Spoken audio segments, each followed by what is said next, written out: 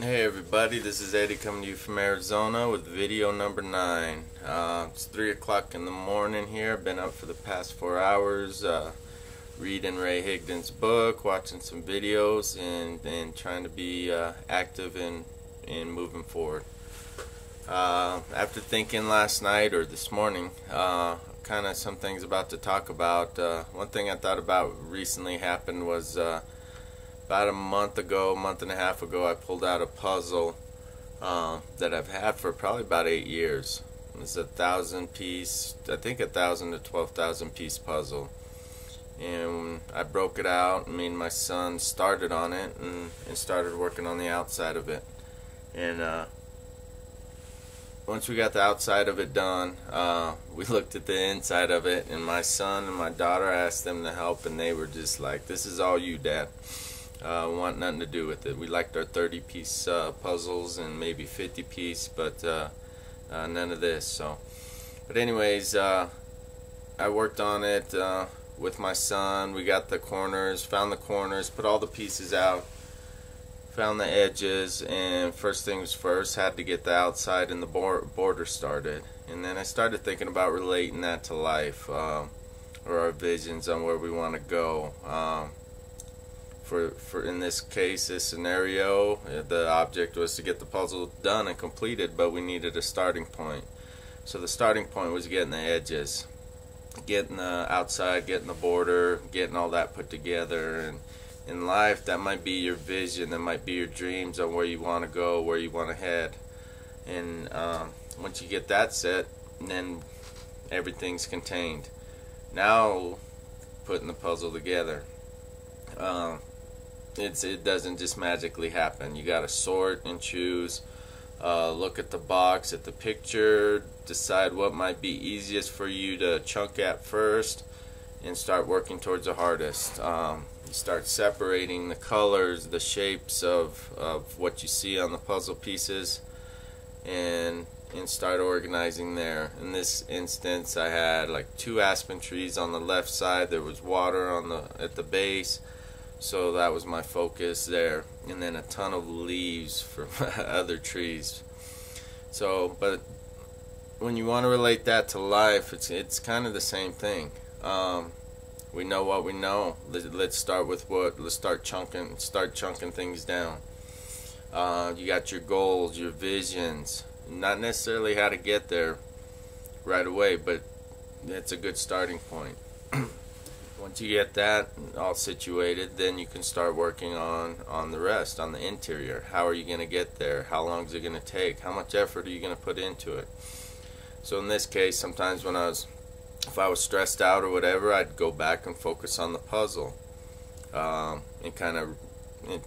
focus on the puzzle and got frustrated at times and laughed at myself at times, but it was kind of a good relief, even though I got frustrated. Kind of like golf. Golf can be fun, but it can be frustrating. But it just depends on the day. But anyways, was getting the puzzle put together pretty good, and I had this one section where I could not find one piece. I had the whole surrounding of it all pieced together, but I needed one piece, and I went through all the pieces that I thought looked like that. Had obviously on each puzzle piece you got four ends on it, 4 sides, and had 3 males and 1 female side, and went through all the pieces that had 3 males and 1 female. And one day my uncle comes over and we're talking. He's like, "Where's this piece? Having issues with this piece?" I said, "Dude, I went through all of them. I think I lost that piece, but I'll find out towards the end."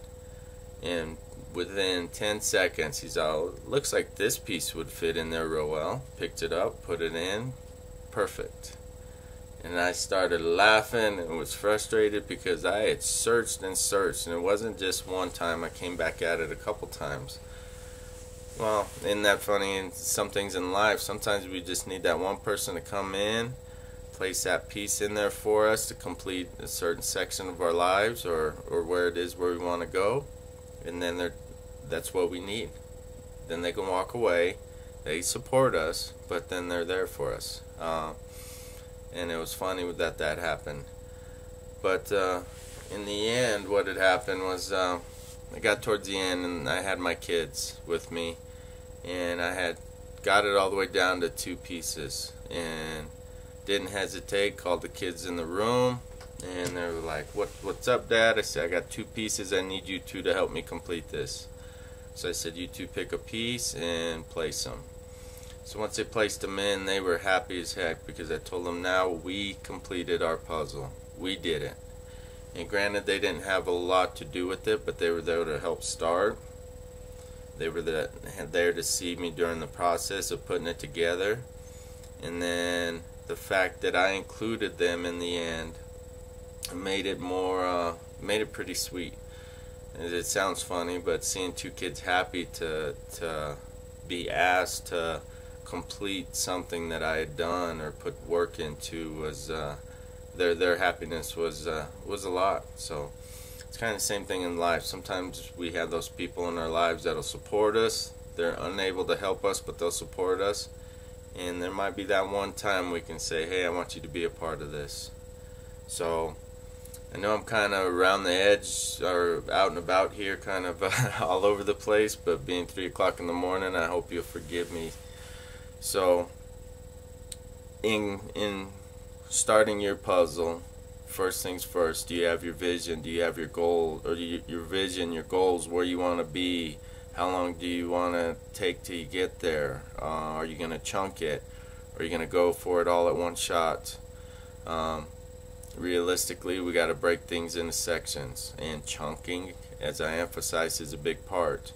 As we go from one area to another area of these goals, and have some type of plan on how long it's going to take, what it's going to need, what we need to do to get there.